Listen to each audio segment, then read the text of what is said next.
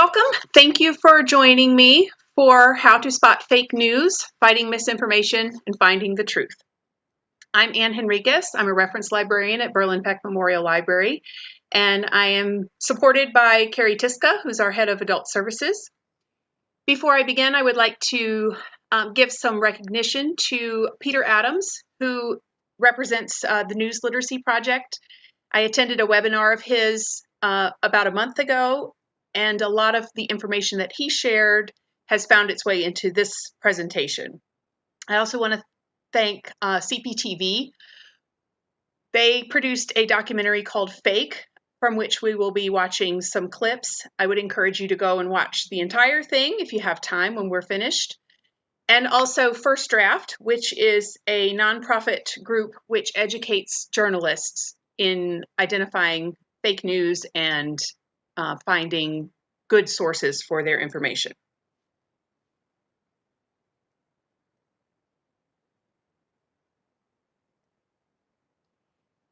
As we get started today, I'm going to start with a clip from Fake from CPTV. And I feel that this clip gives us a really good framework to begin with as we talk about misinformation and fake news. So we're going to go into the video here.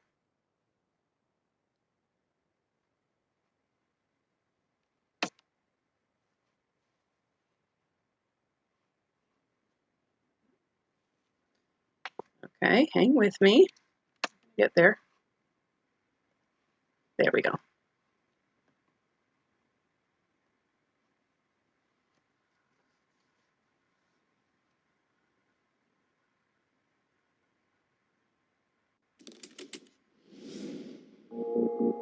The daily avalanche of legitimate news from cable TV, social media, and endless websites often includes news reports that look real but are actually jokes or hoaxes and propaganda.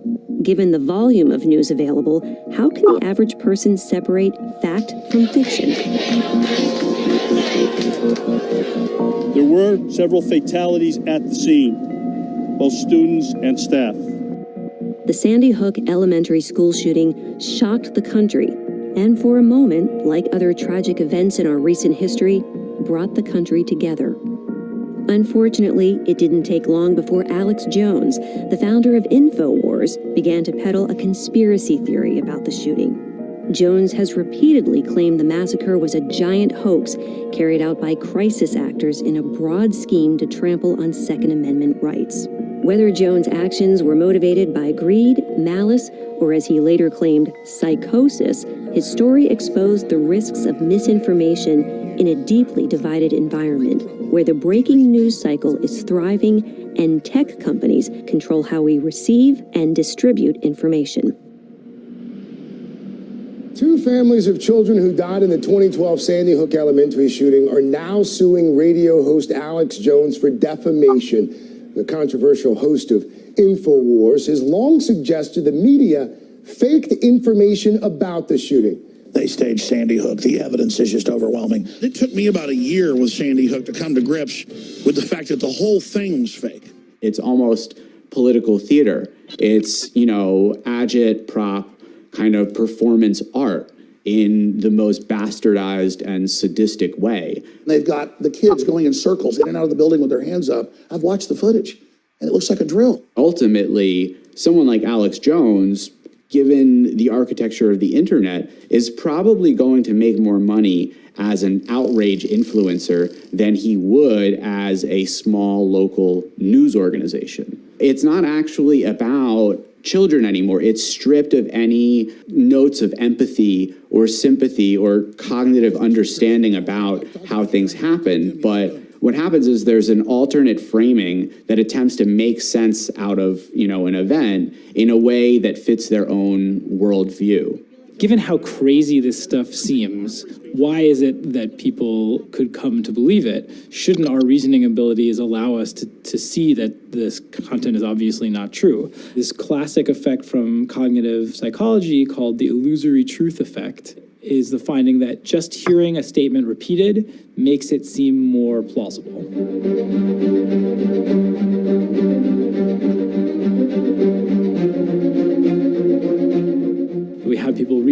some stories, then do some distractor task, fill out some random surveys for 5 minutes, and then we have them rate the accuracy of a bigger set of stories, some of which we showed them in the beginning and some of which we didn't, and they rate the ones that we showed them at the beginning as more accurate than the ones that don't. If they hadn't seen the headline before, about 18% of the headlines got rated as true. But if they had just been shown it 5 minutes earlier, that went up to 24%. When it comes to the kind of partisan misinformation that circulates on social media, which is what we've been focusing on, it's really not that reasoning powers are getting hijacked, it's just that people are not bothering to reason in the first place. And people are just kind of going with their intuitive gut responses. And what we found is when people stop and think a little bit more, they're actually substantially better at telling what's true versus false. So I want to start with just the end of what we heard there. The fact that if we just stop and think about what we're reading, what we're seeing, we become better at determining whether it's true or false. And one of the things we're going to be doing today is working on our skills in recognizing and taking the time to look for those clues that help us determine whether what we're reading is actually accurate. There's a couple other points that are raised by the video that we are going to talk about and come back to a few times as we go through. One concerns the example about Alex Jones and Sandy Hook. One of the things that's raised by that example is the motivation behind people who spread disinformation. We'll talk a lot about determining motivation when you look at a piece of fake news, but Alex Jones is a really good example of someone that spread fake news. He spread false theories that had no basis in fact, that nothing could be proven that what he was saying was true. And he spread it for his own reasons. Were they greed? Was it malice? Was it psychosis, like he said? We can't know for certain, but we can look at the details to make our own determination as far as what motivated him to do those. And when you understand motivation, it helps you understand not only why somebody is doing something, but also why they've created what they've created and what they're hoping to accomplish with it. The other thing that I want to point out about the video clip is the illusory truth effect, which was mentioned at the end. Just hearing a statement repeated makes it more plausible. Once you're aware that we're all prey to that psychological effect, you can recognize it in yourself and be aware that the more you see something, whether it's a true statement or a false statement, the more you see it, the more you're likely to believe it. So the topics that we're going to cover today include some of the big terms that we need to be familiar with in talking about this subject: fake news, misinformation versus disinformation, what those terms mean. We're going to talk about deepfake and other types of fakes. That refers to videos. From the terms, then we're going to go on and talk about where does misinformation come from and how does it spread. And once we've gotten an understanding about all of those things, then we're going to move into some skills that will allow you to determine whether information is real or fake. And finally, what you should do once you do identify misinformation. How should you handle that in an appropriate way? So first off, what is fake news? Fake news is a term that has come to mean a lot of different things. It's used in a lot of different ways. Some people use the term just to mean, here's some news that I don't like or is not flattering to me. But for our purposes, we are going to go with this definition. Fake news is simply news stories that are false. The story itself is fabricated with no verifiable facts, sources, or quotes. In researching for this presentation, I dug into where this term came from because it's a pretty ever-present term these days, and it kind of seems like it's always been here, but it actually was popularized in 2014 by a journalist named Craig Silverman. At the time, he was running a research project at Columbia University's Tow Center for Digital Journalism. And later on in 2015, he moved to BuzzFeed to become a news media editor there and used the term a lot in his reporting. Later on, in the middle of 2016, he noticed a stream of made-up stories with such headlines as Pope Francis shocks the world, endorses Donald Trump for president, and other similar shocking headlines or surprising headlines. And he found that all these stories were coming out of one small town in Macedonia. By digging, he discovered that these stories were all being created by basically a group of teenagers in a get-rich-quick scheme.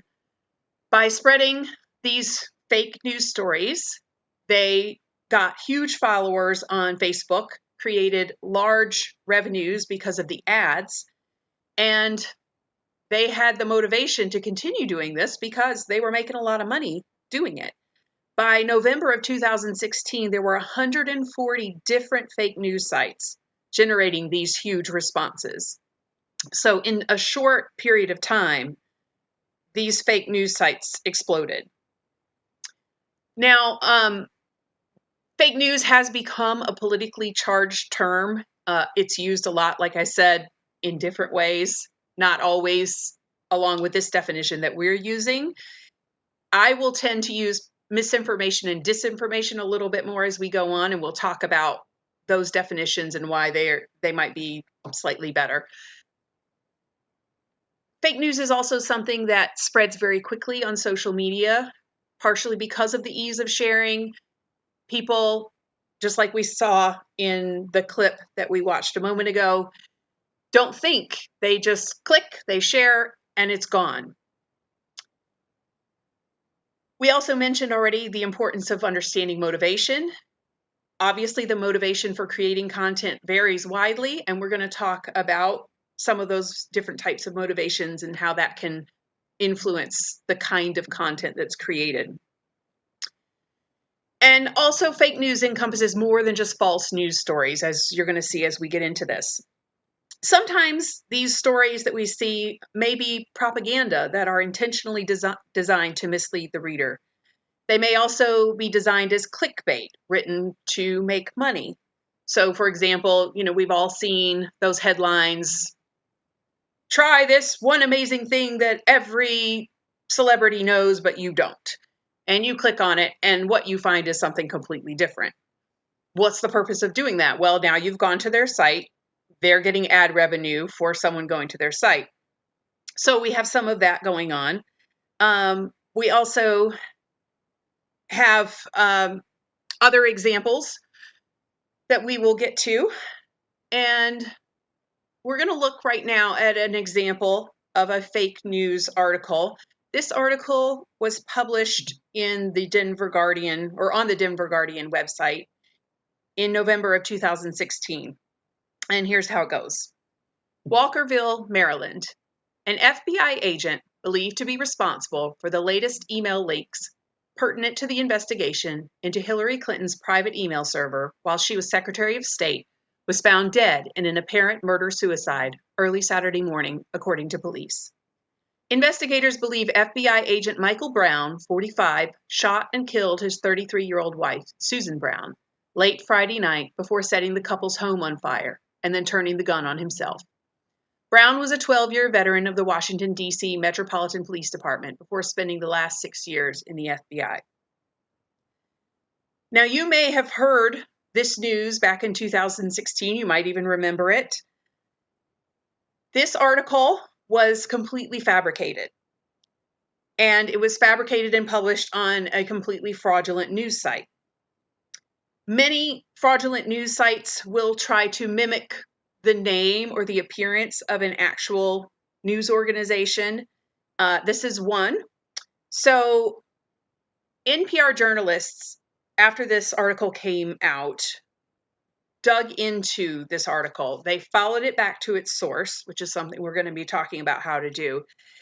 And they first started on the Denver Guardian website. Now, the Denver Guardian website looked at first glance like a legitimate news website. It had weather reports, it had a nice header, but when you looked at it carefully, you found that there was only one article on the website, and it was this article. Ultimately, they tracked down the owner of this website to a man named Justin Kohler, who owns a company called DeepFake, which in turn owns many faux news sites. Eventually, he agreed to be interviewed by them, and in the course of that interview, admitted that he had completely fabricated the article and published it. Now, we've already mentioned a couple of times that motivation is an important thing to understand when we're trying to identify fake news. So, what was his motivation in doing this? Well, in his words, he said the whole idea from the start was to build a site that could kind of infiltrate the echo chambers of the alt-right, publish blatantly fictional stories, and then be able to publicly denounce these stories and point out the fact that they were fiction.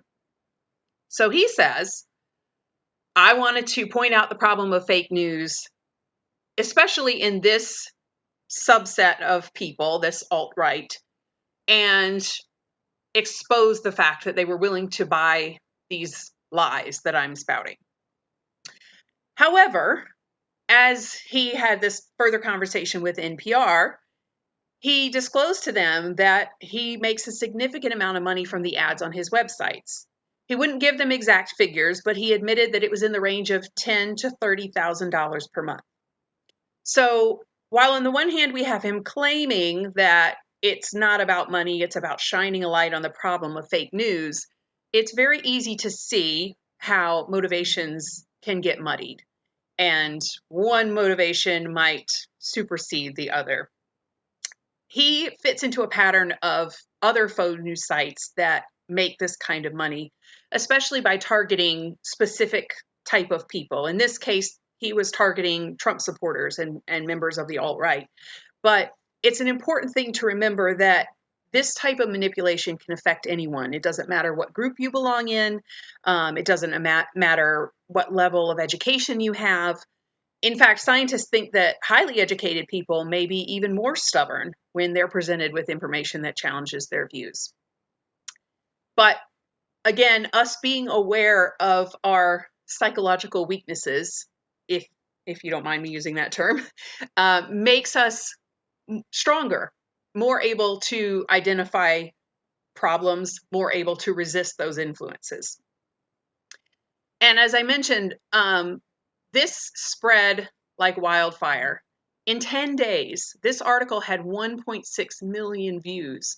So just imagine, here was a piece of totally fabricated information, and yet we had all those people reading it and believing it was true, and then maybe even being influenced, so probably certainly being influenced by it because of what it suggests.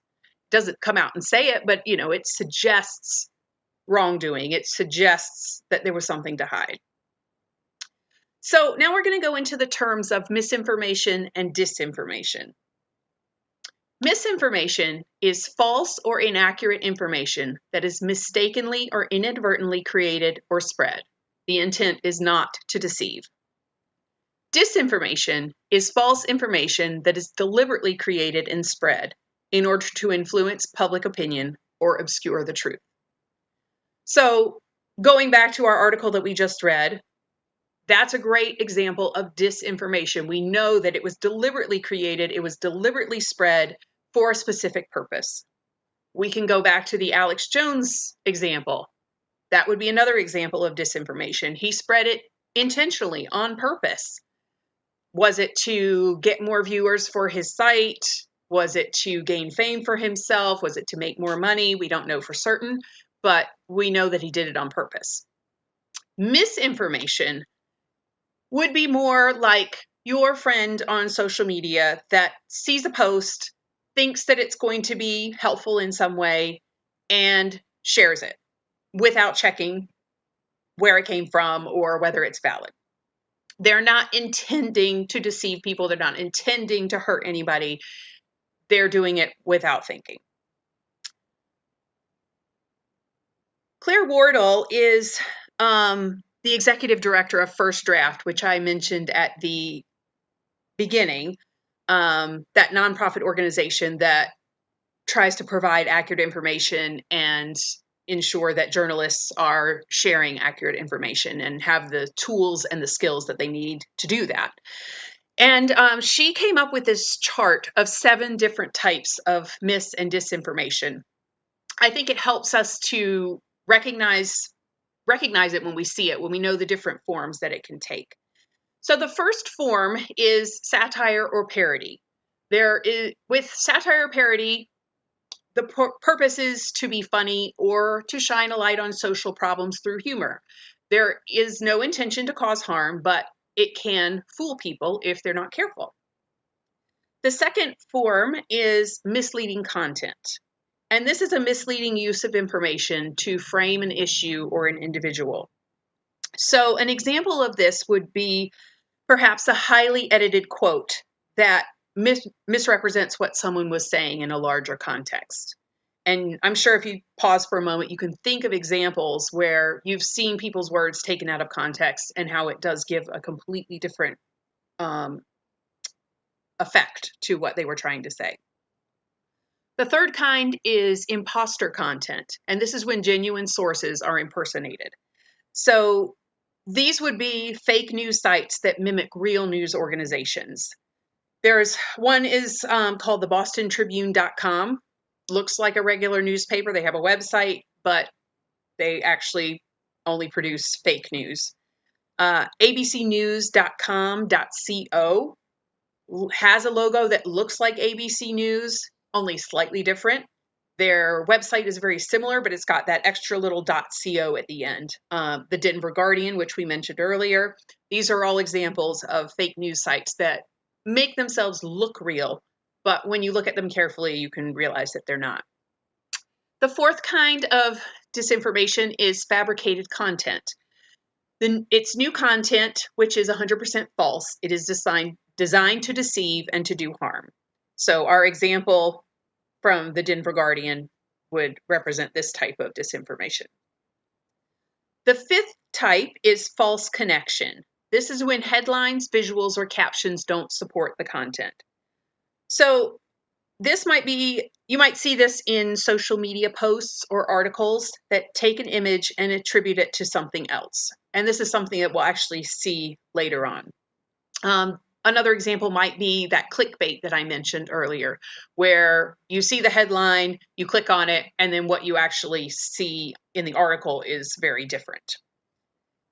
The sixth type is false context. This is when genuine content is shared with false contextual information. This will be something we see a few examples of later on. It could be a video or an image that someone claims happened at a different time or location. So you have an image, they add some wording to suggest that it happened here or at this time. And by doing so, there's an entirely different interpretation of the image or the video. And lastly is manipulated content. This is when genuine information or imagery is manipulated to deceive. So examples of this would be photoshopped images or deepfakes, which we're going to talk about in just a moment. So we've all been inundated with everything coronavirus in the past couple of months. This example of a post is an excellent example for the kinds of things that you see, which can spread either as disinformation or misinformation, depending on who's spreading it and who's creating it. So I want to take a moment and look at this very carefully. The post reads, coronavirus, before it reaches the lungs, it remains in the throat for 4 days, and at this time, the person begins to cough and have throat pains. If he drinks water a lot and gargling with warm water and salt or vinegar eliminates the virus. Spread this information because you can save someone with this information. Now, if we take a moment to look at this very carefully, be aware you could see this come across your social media feed while you're scrolling through and you're seeing post after post after post, and you see it quickly and you look at it, and it may seem like great news, very legitimate when you first look at it. When we step back and take a moment, there's a couple of things that we can notice right off the bat that would give us some red flags about this. The first thing that I see is the wording, the way that the text is written. It is not written clearly. The grammar's not great. And also we notice right at the bottom, hey, spread this information because you can save someone. So there's that push to do the right thing because we all want to save somebody else. We all want other people to be healthy. We want, if we know something that's going to help someone, we want to spread it. So not only do we have that push here, we also have a visual. And Claire Wardle, who I mentioned earlier, had this to say about visuals. She said, we're much less likely to be critical of visuals. We're much less likely to be critical of information that supports our existing beliefs. And as information overload exhausts our brains, we're much easier to influence. So already, if you're on social media, you are getting an information onslaught. Then we have a visual. Then we have something that is telling us, hey, share this. It's the right thing to do. So we have the red flag of the wording. We also have a red flag in that there's nobody who's claiming that they authored this information. There's no creator. There's no medical background. There's no connection to actual research or a scientific reason for what we're seeing here. Another thing that you can easily see off the bat is in the comments. Already, just from this little post, 2 people have commented. One person says false, one person says reference. Asking for a reference is a great way of starting a conversation. Where did you find this information? Who did it come from? And that's a question that you should always be asking yourself when you look at information. However, you'll also notice if you look on at the side right here, we have a lot of people that have liked it. We have, of course, the 2 comments that we saw. We've had 328 shares of this one post. And keep in mind that this is not just one post. Each share leads to another share and another share and another share. And so we end up with viral rumors, and they literally are like a virus because they're spreading from person to person faster than we can track them. Peter Adams said this. He said, we don't really know what motivates people to create things like this, but we do know that the best of intentions are often what fuel the spread of viral rumors. And that's an important thing to remember because we do have good intentions. Most people have good intentions. And your friend that shares, or even you want to do good. You want to do the right thing. But we have to be aware and be careful that we're not sharing things that are bad when that's not what we intended. So the next type of fake news that we're going to talk about is called a deep fake. And for this one, we are going to go back to another clip from the fake documentary from CPTV. Before we start, what is a deep fake? That term is typically used to refer to a video that has been edited using an algorithm to replace the person in the original video with someone else, especially a public figure, in a way that makes the video look authentic. So I'm going to switch over to the video, and they're going to introduce this just a bit more. Give me a moment.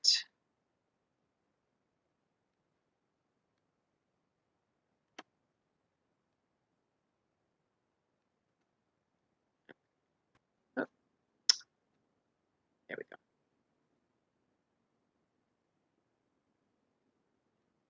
Okay.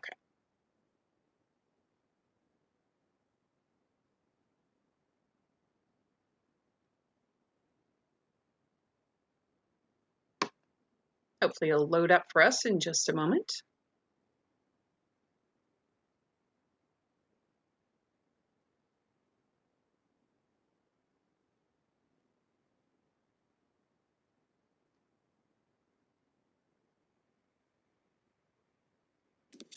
Okay, there we go. one man with total control of billions of people's stolen data, all their secrets, their lives, their futures. As you may have already realized, this is not Mark Zuckerberg. Computer-generated videos like this one are known as deepfakes after a 2017 Reddit user of the same name began posting doctored videos on the site. To address their concerns, their hopes, and their dreams. Obviously, the potential for serious harms with these deepfakes is quite great. On elections, international states, for diplomatic purposes, and even for our private lives. That's why we as a country need to take swift action and invest in the research and the tools for identifying and combating deepfakes, and create a national strategy immediately, especially for election integrity and ahead of the 2020 presidential election. We already know of Russia's intentional campaign to spread disinformation throughout the last one, and I don't even want to imagine what Russia or China or just private players, the havoc they could wreak on our elections and our personal lives. For bringing attention to the problems of deep fake technology. And go Navy, beat Army. So I will say media manipulation is really not a new thing. As I mentioned, we have some examples in the 1860s. That was about 20 years after the first photography was ever made in human history. About 100 years later, with the computers, with the internet and digital camera, we have Photoshops, and then we start to see fake photographs. And making photographs is much easier. Forrest Gump is one famous example where they actually put Gump into this video sequence. Congratulations. How do you feel? I gotta pay. I believe he said he had to go pee. Making fake videos are difficult. So you saw a couple of quick examples in that video of some of the deep fakes that are out there already. We probably all saw Forrest Gump when it came out, and Hollywood movies have the ability to do that on a great level, a very sophisticated level. Some of the deepfakes that you saw earlier, if you look at them carefully, you can tell it's not the real person. But the word is that we're getting to a point where deepfakes are going to be more sophisticated. We're not going to be able to tell the difference by looking at them. In fact, Hao Li, who's an associate professor of computer science at the University of Southern California, suggests that deepfakes could be perfected as early as October of 2020. So just a few months away, right ahead of our anticipated elections. So if you take a moment to think about that, you can imagine the havoc that can wreak in influencing people's opinions and their thoughts and even their behavior. Already, there's an app called Zao that anyone who downloads it can use to generate very convincing deepfakes simply from a picture. All you need is your phone and an app. Now, it's important to note that not all deepfakes are harmful. Some could be purely for entertainment purposes. I've seen some that take one performer or entertainer's body and put that face on another performer's body while they're performing a particular song. If you have the person's consent, there's no problem with that. However, you also need to consider how malicious a deepfake could be, especially for somebody that's a public figure. But even if you're not, consider the privacy implications of someone creating a video with your likeness doing something that you would never do, and then spreading that image or that video without your consent. Imagine how damaging that could be to your reputation. And all it takes is just a moment to really think about examples of that to see how serious that can be. Now, you also need to be aware that deepfakes are not the only ways in which videos are manipulated. At this point, to create a deepfake, you would have to have a certain level of technical savvy. But there are other types of fakes which are much easier to create and then thus may pose an even bigger threat. You might hear them called dumb fakes, shallow fakes, or cheap fakes. And these are created simply by speeding up or slowing down a video. One of the examples that you saw in the clip was of Nancy Pelosi. And there was a dumb fake created of her where they took a speech that she actually gave, and they simply slowed the video down. By slowing the video down, they made her seem impaired or drunk. And then that spread around. Now, somebody could go and find the original video and verify it. But if you're not going to do that digging, you're going to get an impression from that simply by watching what somebody has done, how they've manipulated it. There was another example where a White House reporter was in a press briefing in the White House, and someone took the video of him asking a question. They sped up the video, thus making him seem very aggressive.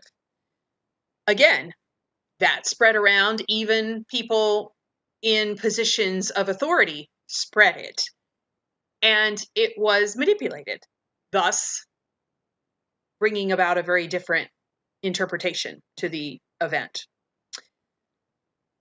At the bottom of the screen, I just want to point out that the Washington Post link, they have a really great page that goes through all different kinds of manipulated videos, the different forms they might take. At the bottom of their page, they also have a way that you can submit a video that you think might have been doctored to request that they check into it and analyze it. So I would definitely encourage you to check out that link later on to learn a little bit more. So we have covered the big terms. Now we're going to talk about, where does misinformation or disinformation come from? To find the origins, we have to look at the author and the reason or the motivation for creating the information. Reasons may be to make money. That's a big motivator. We've talked about that motivation before, back with Mr. Kohler and his article on the Denver Guardian. We might have the motivation of humor or satire. So this image here is an article that was published by The Onion. And The Onion is probably one of the most well-known satirical newspapers in the country, which is frequently mistaken for real journalism by people who don't take a moment to confirm that The Onion is a satirical newspaper. Sometimes, real life gets so crazy that it mimics some of The Onion satirical articles. But in this case, The Onion created this fake tiger beat cover with Barack Obama back in 2007. If you read the article, you can see, this is not legitimate journalism. It's not real. But a reporter for the New York Times picked up this story and included information from it in his story, and later had to issue a correction, which I imagine was pretty embarrassing for that person. Other groups, like people from ESPN, congressmen, police, international newspapers, they've all been fooled at different times by Onion articles because they didn't take a few moments to check out the source and recognize that it was a work of satire.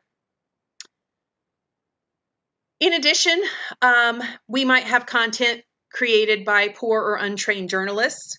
Because of the 24-hour news cycle, many journalists are under pressure to produce pieces quickly, and therefore they may not check their sources carefully enough and simply grab something and run with it. Then we also have intention.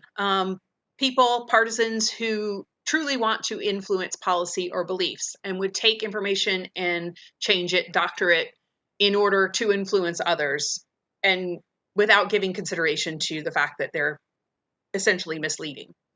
So this image is an example of a social media challenge called the 10 Years Challenge. And the point is that you take two pictures 10 years apart. It could be of a place, it could be of a person, and there's nothing in the challenge in and of itself, nothing political or otherwise in and of itself. But this person, whoever created this, has taken two images of glaciers, or the lack thereof. Now, in the original post, you would have seen on the left-hand side, 2008, and we've got this big, huge, lovely glacier. And then 2018, we've got this big, huge, empty ocean with almost no glacier. If we look at the original post, we think, oh my goodness, climate change is here. How can this be happening? We might be upset, sad, or angry from seeing that. When we dig into these photos, we see First of all, the photo on the left wasn't taken in 2008. It was taken in 2016, only 2 years apart from the other photo. And they were taken on opposite ends of the earth. So they are not at all showing the same location. However, the message is very clear. If we don't look and we are not able to investigate what this is, we have just created an impression and understanding in our minds by looking at this. And we may go and take this information and share it or talk about it. Now, that's not to say that climate change is not a very real issue, but we want to deal in facts. How does misinformation spread? Well, as we were just talking about, the reaction to that last photo that we just looked at, emotional responses and reactions tend to kick in very quickly before we have the time to think about what we're seeing. And when those emotional responses kick in, they tend to take precedence over our rational thinking unless we step back and pause and think about it. Here's another example which has the potential to cause an emotional response. It's a post by the Australian Youth Coal Coalition, and we have a park that's covered in litter and trash.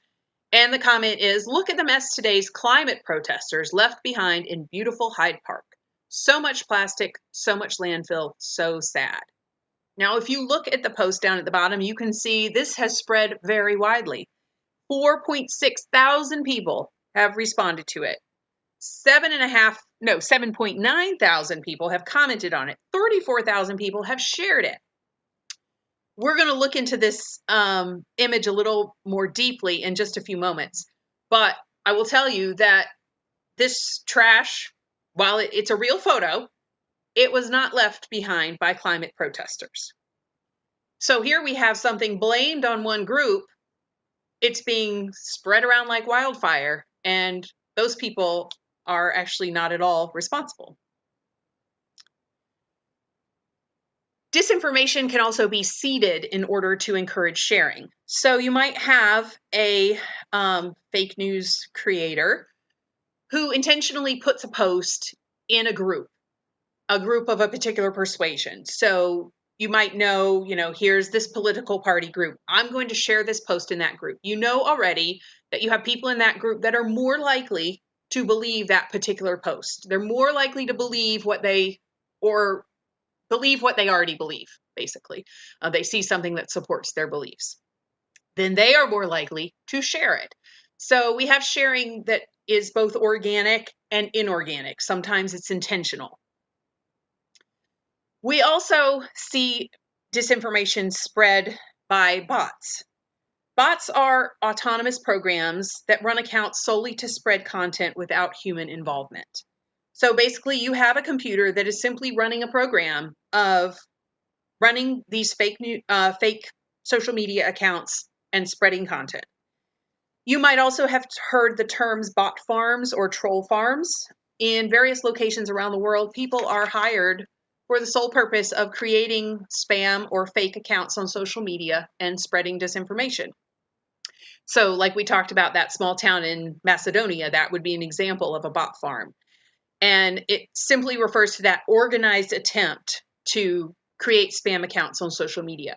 So while you're reading something, you might think that a post you're seeing originated from a legitimate source and was shared simply from one person to another. There's a very high likelihood that it didn't, depending on what type of post it is. And like I said, kind of that organic sharing happens from person to person with copy and paste and click and share, which is very easy to do, especially if we don't stop to think about what we're doing. Finally, I want to mention engagement bait. And engagement bait is something which starts with a social media account that shares something very innocuous. So in this case, we have baby animals. Who doesn't want to see pictures of adorable baby animals on their social media account, on your Twitter feed or your Facebook feed? And so by sharing something that's very innocuous and engaging, they gain huge numbers of followers. So you can see this particular Twitter account had 1.3 million followers just for that one account. Now, the pictures shared aren't necessarily even real. Perhaps it doesn't matter. You can see the little bunny in the background. That's not an actual bunny. It's a toy that was created by an artist. So not only do we have fake images on this fake site, but what's a little more insidious is where this engagement bait site can go. So you can see the red arrow there. It's pointing to the words partnership or pay for a shout out with an email address. What that means is that now we have this BB Animals account, which has a huge number of followers. If I want, I can contact the owner of this account. I can ask them to retweet or mention me or my post or my group or whatever for a fee. If I want to go even further, I can buy outright this social media account. And when I do that, the person that owns it will give me all access to this account. I can rename the account. I can totally change it to whatever I want it to be. I keep all the followers. So instantly, I can inherit all these followers and I can use it to spread racist ideology or make it a political account or whatever I want to do. And unless you're careful as a Twitter user or a Facebook user, and you notice, hey, I'm not getting baby animals anymore, I'm getting such and such, you're not going to notice. You're going to start seeing those posts and perhaps being influenced by them. So we've talked about what disinformation is. We've talked about how it spreads. Now we're going to talk about the skills that you need to use in order to test if something is real or fake. There are 4 main skills that we're going to learn about today: lateral reading, critical observation, reverse image search, and geolocation. So the first skill is lateral reading. And what that means is basically that you are verifying what you're reading as you're reading it by reading across multiple connected sites. So to put that in another way, it means that instead of digging deep in only one source, like you would read a newspaper or a book, instead, as you're reading a website, you will cross-check your information on other sites or other sources as you read. So, if you read a post, like we have a post here, I'm not going to just take that at face value unless I know it comes from a legitimate source that I trust, that has established trust over time. Instead, I'm going to go to another source and I'm going to check it out and see if I can corroborate that information. So let's take a look at this post here. This post was created during the 2018-2019 government shutdown, and it alleges that during that time, while federal workers were furloughed, 18 million illegal immigrants got checks from the government. Now, this is a pretty simple thing for us to check. I've written out the steps here, but I'm going to walk you through it after I go over the steps.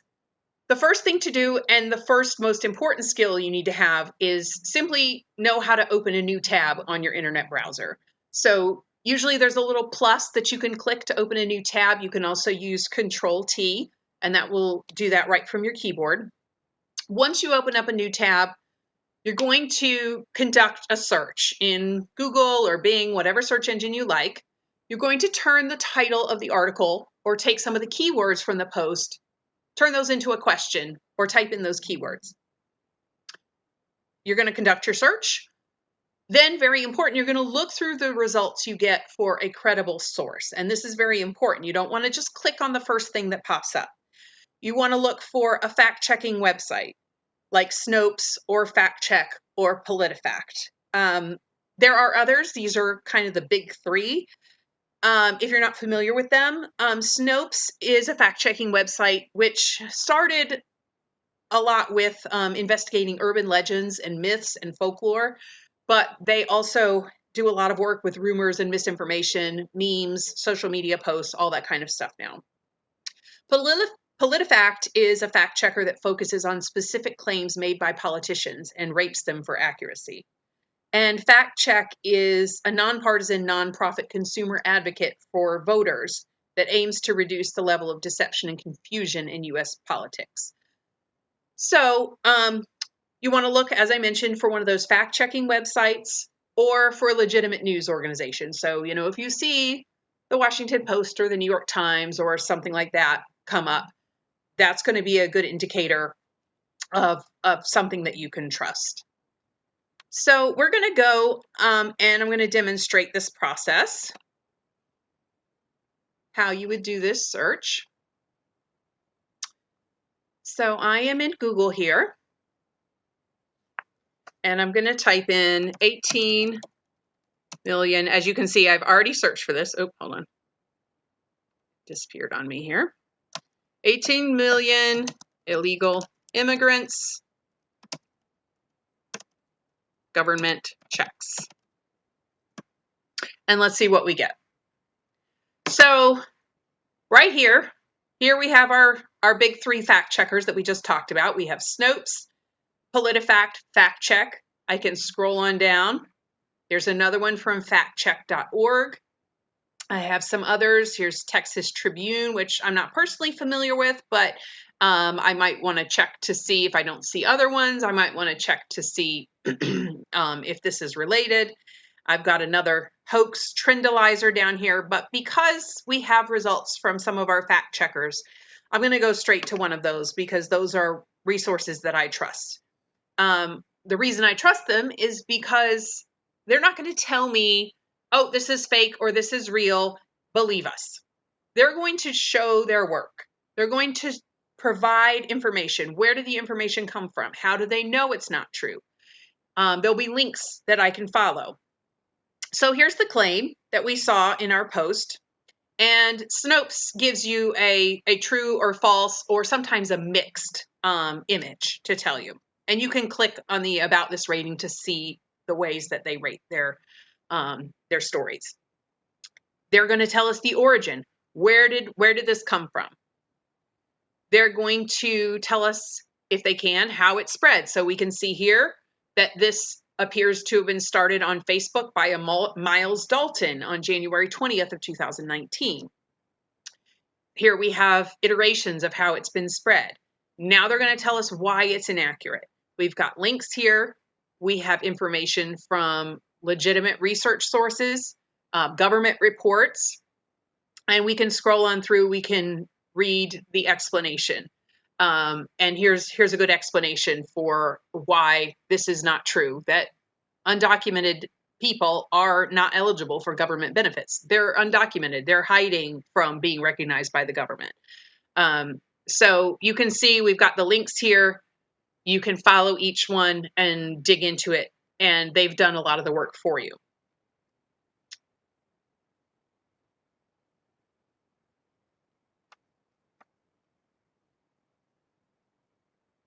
The next skill, actually, sorry, before we go to the next skill, along with lateral reading, there's some basic information hygiene that you should always practice when you're online.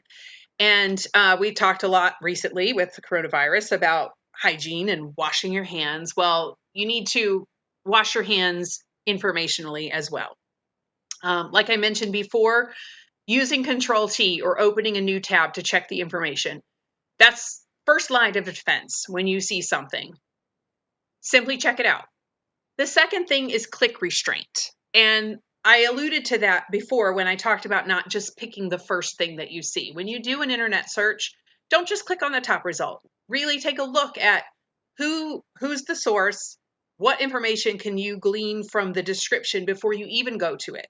Because many times you can tell just from that first glance, yeah, this isn't really where I want to go, or this seems a little sketchy.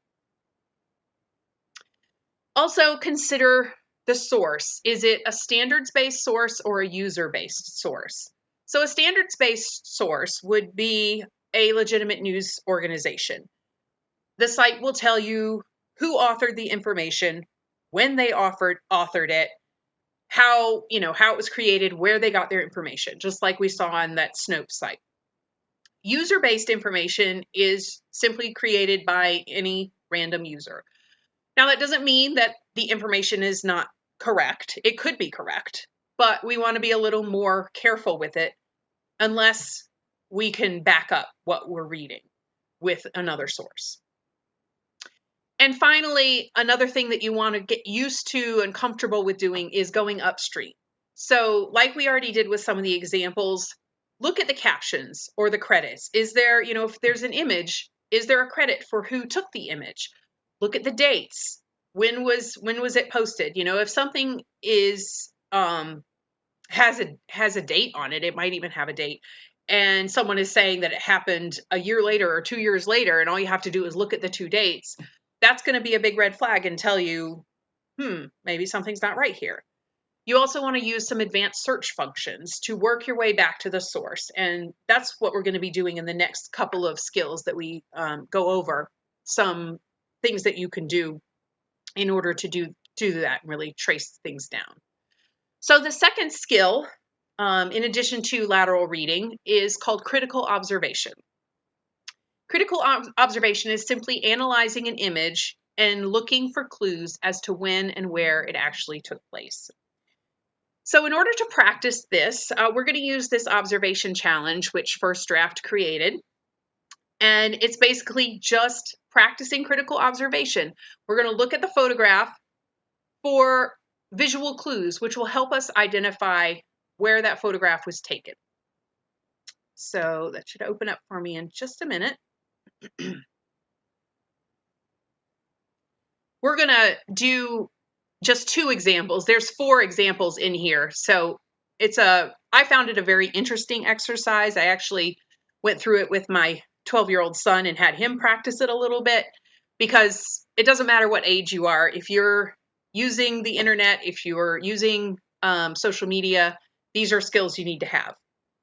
So we're going to start with this first image here. So when we are practicing critical observation, first of all, we're going to have, with any image, our first impression. For me, my eye is drawn straight to that big white sheet. I see, like the red handprints on it, almost looks like blood. Gaza.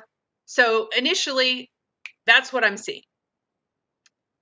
I'm going to step back and take a closer look. I'm going to look at the clothing of the people in the image. Now, I see Gaza on the flag. That might make me think, this is happening in the Middle East. But by looking at the clothing, I can draw the conclusion that, people are not really going to be all dressed up in their heavy winter coats and their scarves and their hats in that region of the world. I can also make note of the flags that are in the background. So if I wanted to figure out where this happened, I could maybe identify those flags, and that might give me another piece to the puzzle. Another thing that I notice is the language. So you want to look at any kind of wording that you see in an image. So on the flag or the sheet that we have here, it looks like French to me. And I can look in the upper left-hand corner here, and we have looks like the cover of a newspaper, L'Humanité. And I can see a little bit of the wording underneath. Again, it's in French. So that's giving me another clue. So at this point, I could make a guess as to where this takes place. I could, if I'm not comfortable guessing, I can do a little more digging. So I want to take this information here, and I want to see if that's a legitimate newspaper, if it is really a newspaper, and if so, where is it published? So I'm going to type that in here.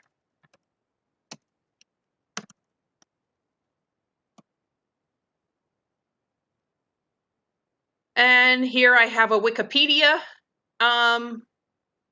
entry. It tells me it's a French daily newspaper. I have another source over here, French daily newspaper. Google is identifying it to me as a newspaper. So I also can see where they're headquartered. They're headquartered in Paris. So I can go back to our image now. It wants us to name the country.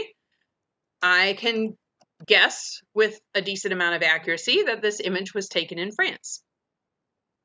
And it tells me, yes, we're correct. So we could, if we were still not sure and we wanted to pin it down even further, we could search for Gaza protests in France to confirm exactly where this happened.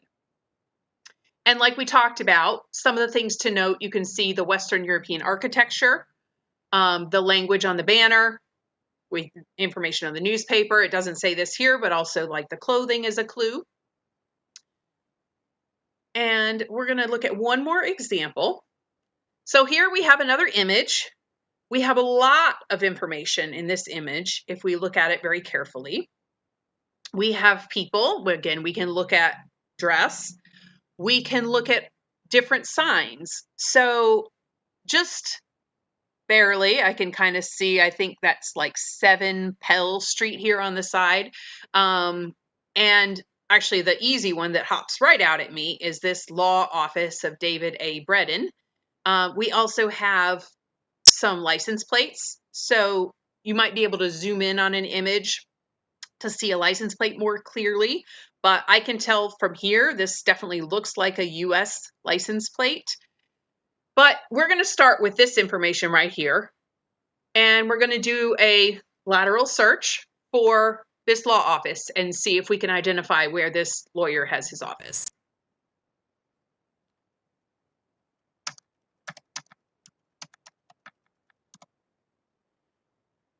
And here we have his website right here, Breeden Law. Google is identifying for us that he is based in New York, Flushing, New York. So we can go back here and enter our guess. And we're correct. So like I mentioned, we could, if we didn't have that information or if that didn't work for us, we could research the car number plates. We could look for telephone numbers. And if we see the format, so, we have a telephone number right up here, we could look for that. So we're in Chinatown in New York, and we've identified it based on the information in the photo that we found simply because we took the time to look for it.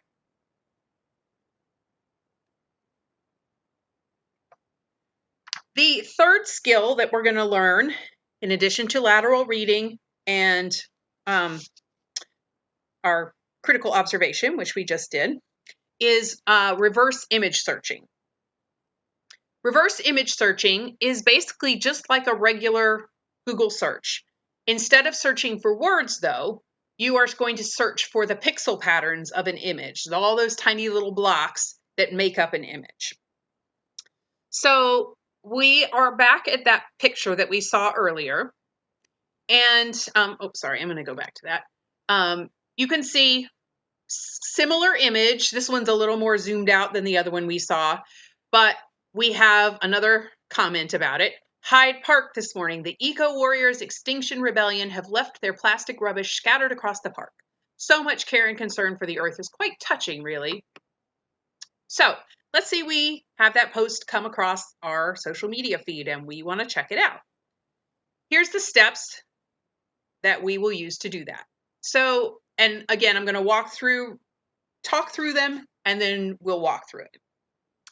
So first we're going to right click on the image and we're going to copy that image address. We will then take that into Google Images and we'll have Google Images look it up for us. So let's do that right now.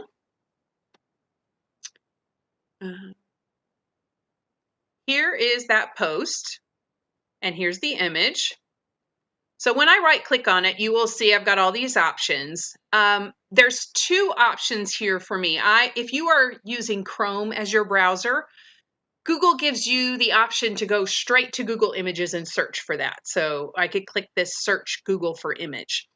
But I'm going to do this other one just so you see what it looks like if you're not using Chrome, because you can do this on any browser. You want to do this copy image address because each image will have its own unique internet address. Now we're going to go to images.google.com If you're in a regular Google search page, you can find it up in the corner. But we're right here, and you can see there's the little camera icon. So I'm going to click on that for search by image. And we have two options. We have paste image URL or upload an image. We'll talk about when you might want to upload an image. You could certainly do that this way, but there's no reason to save the image to your computer in order to do this search.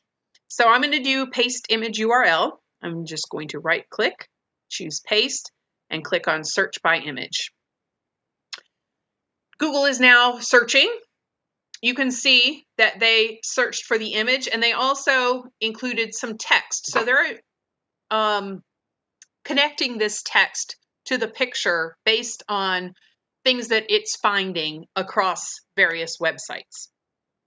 So here we have some results. We have a news result, .au, that's Australia. And you remember that earlier post we saw was from the Australian Youth Coal Coalition. And here this post mentions that. Here's another one, another Australian site, Perth Now. We also have one from The Guardian. There's another from that news source. So let's try this one. It's our first one, but it looks like a legitimate news source, and I can see that it is addressing the image, the real story behind viral photo of rubbish. So if we click into this story and we read this article,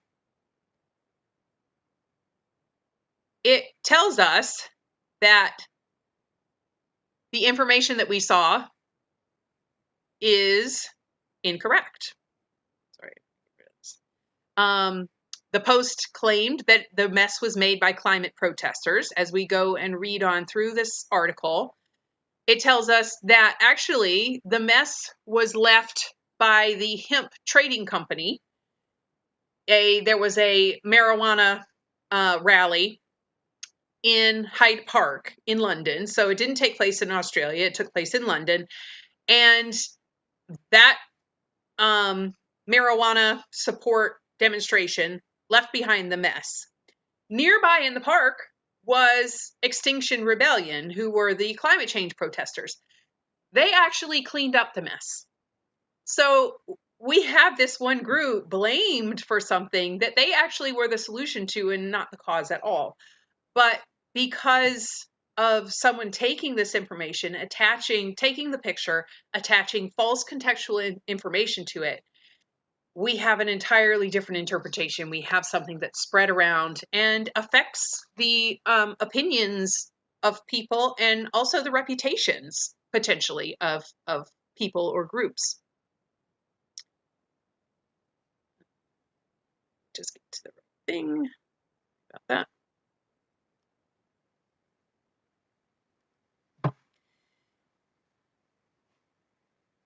Now, you can also do reverse image searches with memes. It becomes a little bit more difficult because when you create a meme, you flatten the words of the meme with the image. And so here we have an example of a meme. Says, with enough infiltration, they establish control. Then Sharia law. Join our Patriot Army at usfreedomarmy.com. Enlist with us. So we might want to investigate this image. Where did it come from? Is it legitimate? Is this really an army of people that want to infiltrate the US and bring about Sharia law? In order to investigate this, we can't do it exactly the same way as we did our other image search. So what we have to do is take a screenshot that eliminates the words and uses just a portion of the picture. And there's a couple of keyboard commands that do this very easily, one for Mac, one for Windows, the little Windows button, Shift and S. You'll get the ability to crop your screenshot just to include a portion of the image. Then you want to save the image, and this is when you would use that upload image option on Google Images. So this particular post, I'm not going to walk through the steps of tracing this back, but I will tell you quickly what happened when I did. So I did this. I took the screenshot and I searched in Google Images. I got a few sites that I didn't really recognize. One of them was a site called Sputnik News, which normally I would certainly not go look at, but it used the image. So even though I'm not using that site for all the true picture of maybe where this image comes, what I'm looking for is maybe a little bit more information, more pieces to the puzzle, so I can really trace it back to something that I trust. So I went to that site, and they actually had this photo identified as having been taken by an Associated Press photographer named Alexander Zemlichenko. And it supposedly was a photo of refugees in Greece. Along with the article, there was a date listed of January 6th, 2016. So already we're, 4 years back from where we are now. Then I took that information and I did a lateral search for AP Alexander Zemlichenko Greece refugees 1/6/2016. In that search, I got a CNN link that referred to the Kos migrant crisis and another by ctvnews.ca. Now, I wasn't really familiar with that site or that source, but it was a news source, so I thought, let me check it out, see what I can find. That site had an article actually from August 2015, so now we're going back even further. It included the image and an article about a group of Greek refugees who had been crowded into a football field for hours upon hours with no water, no food. They were awaiting processing by Greek authorities. So from that point, we could still dig further. We could verify the information and the date. We could verify exactly where it happened. But already we have a pretty good indication that the meme that we're seeing here about people trying to dilute and invade America, that's not what this image shows. So I want to mention we have used the Google Images search, but there are certainly other image searches that you can use. There's one called tineye.com. There's one called yandex.com, and there's also a Chrome extension. So if you're a Chrome user, you can add it right into your Chrome browser called InVid, and it's a fake video news debunker. So hopefully, if they're on their game, when you see a video or an image, something like that, it may pop up and give you a note, or you can use it to check what you're watching to see if that's legitimate. Also, something that has been showing up lately is on Facebook, you may see memes labeled as false with a link to a fact check website. And this is definitely an important step. It's a good thing that they're doing, but they're not going to catch everything. And the importance of what we're doing today is for you to remember that you have the power to do this yourself. You practice these skills just a little bit, you'll be able to do this, and you won't have to rely on Facebook to catch all these things because they're not going to catch them all, but you can. The fourth skill that we're going to learn is called geolocation. And geolocation is used simply to verify claims about when and where an image was taken. So in that last example, we were able to trace that back through some news sources and things. But we could go even further. We could pick up clues in the image and could then go search to see, is there really a football field in Kos where Greek migrants were held for a while? That kind of thing. You may be already familiar with using Google Street View just for finding where things are and making your way around the world. We can use it in that daily life capacity just to verify what a location looks like. So let's say I'm going to a friend's house for the first time and I want to know what her house looks like. I can do that. I can also use it to see how a location has looked over time. And then also I can follow up, as I mentioned, on clues that might appear in an image, and see if those actually exist in real life, where they say they exist.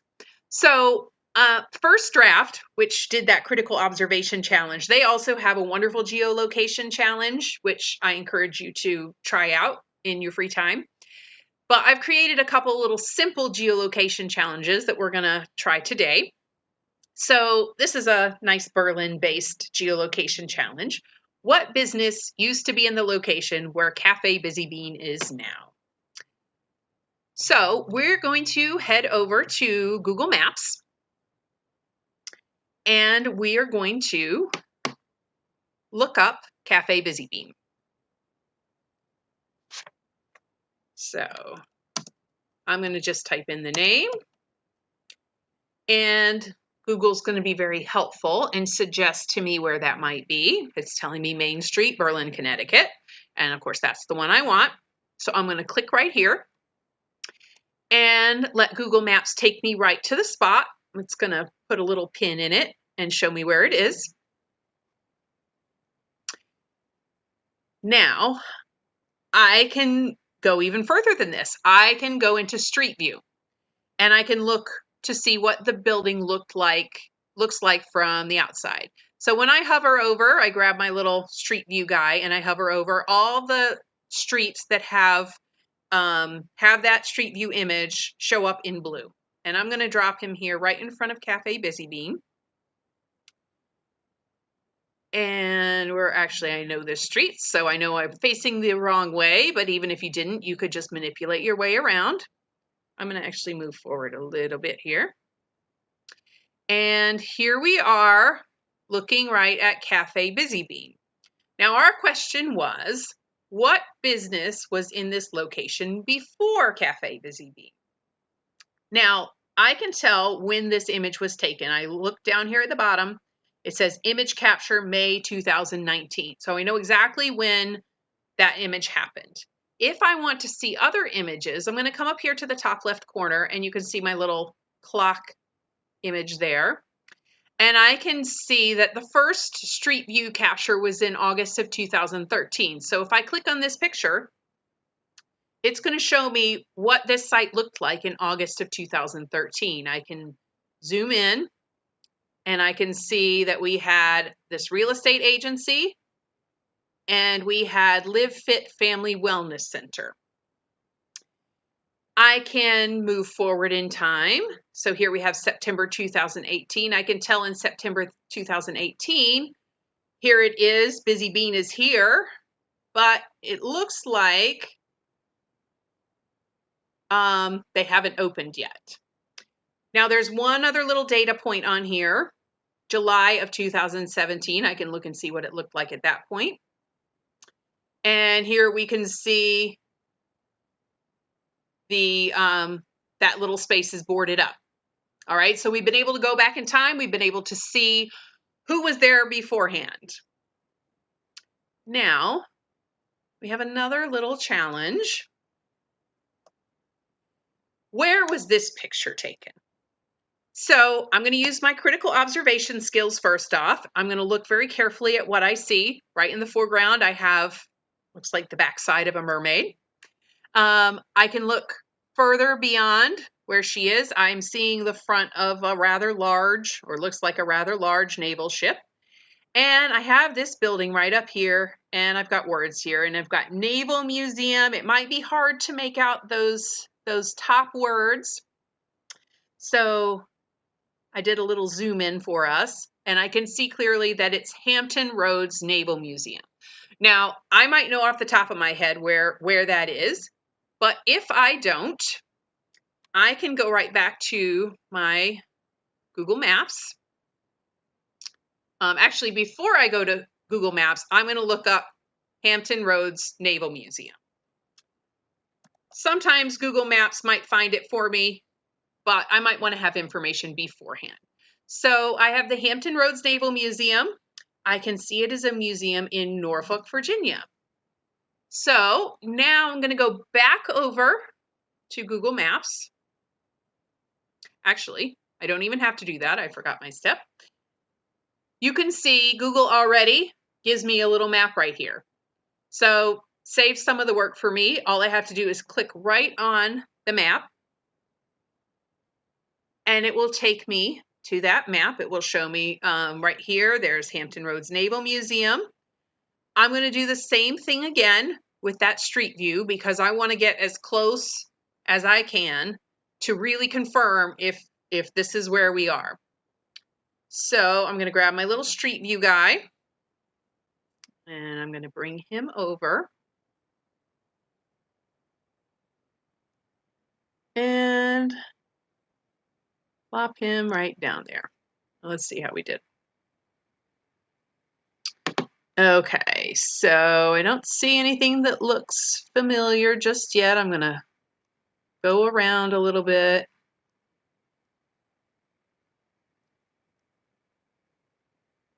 Oh, and there we go. We found our Naval Museum. I'm going to see if it'll let me go. So here we are. There's that ship that we saw in the image, the Nauticus.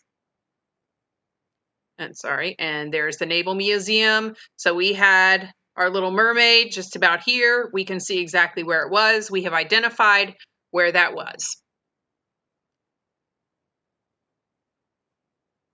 So, go this. So by using our geolocation skills, we have been able to confirm where these images were taken. And, you know, you can apply this to images and things that you find online. As I mentioned, that first draft geolocation challenge, there's a link down at the bottom.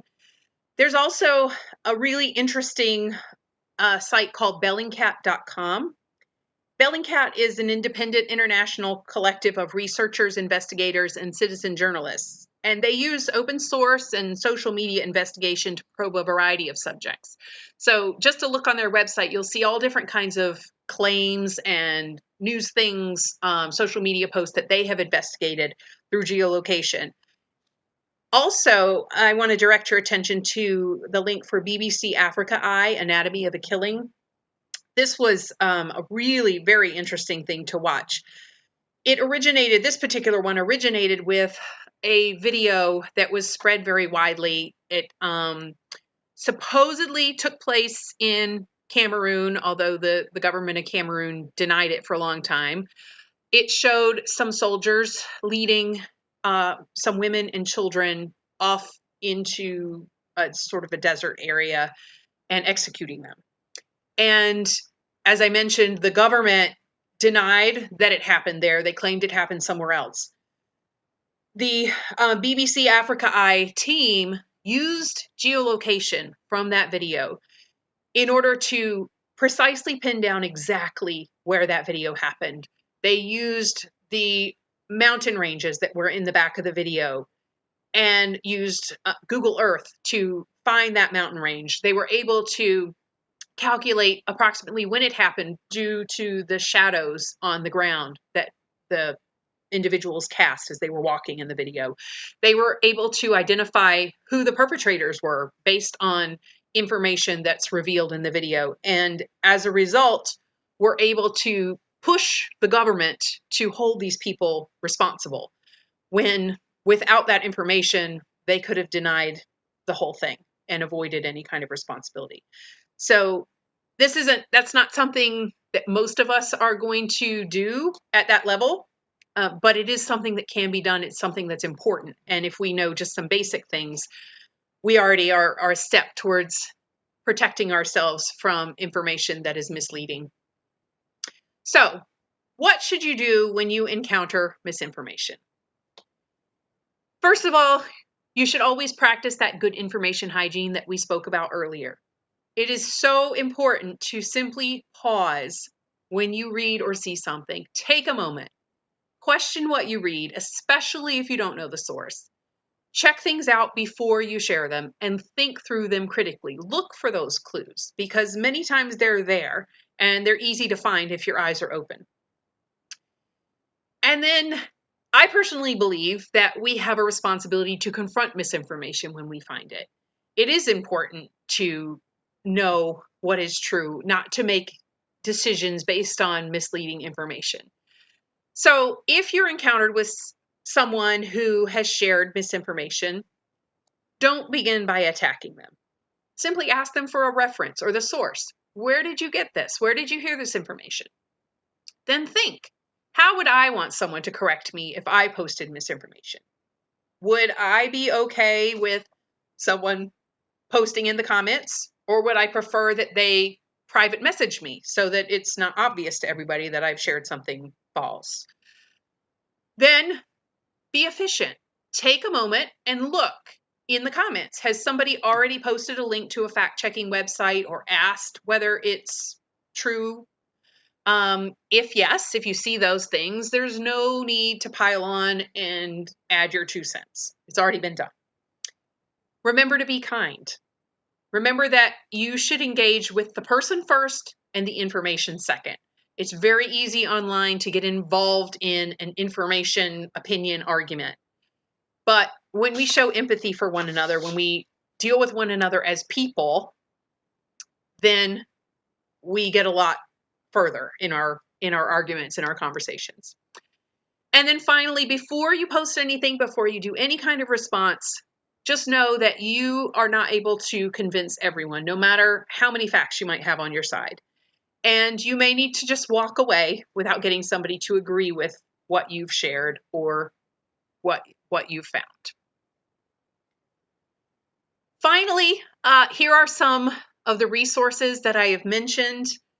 You can see these are links for those fact-checking websites, factcheck.org, snopes.com, and PolitiFact. There's also a link here for the Washington Post for their fact checker.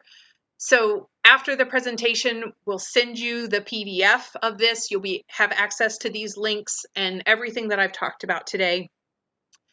I also want to point out News Literacy Project. The link is here for them.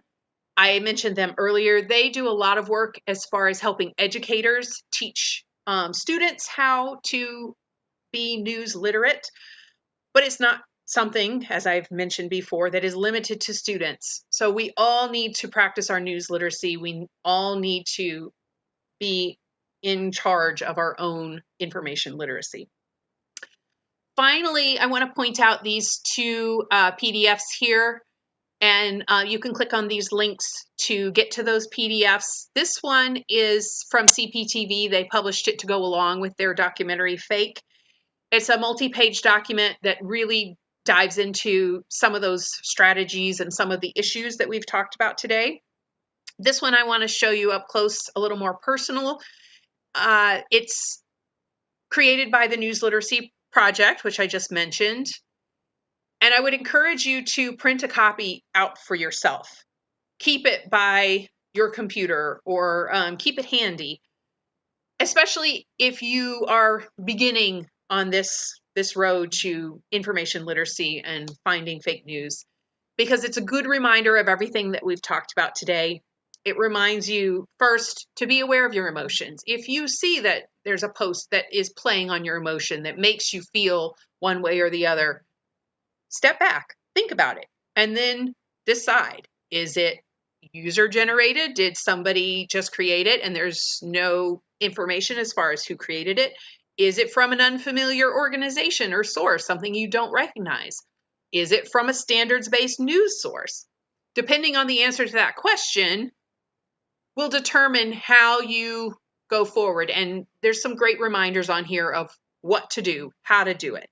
So this is a great resource. It's a great little cheat sheet to have at your fingertips as you're navigating. That is our program for today. If you have any questions, we would certainly encourage you to contact us at the Berlin-Peck Library. You can email library@berlinpeck.org or call us at 860-828-7126. And we would love to help you with any issues you might have or any comments or questions. Thank you very much for listening today, and I wish you well and good information literacy.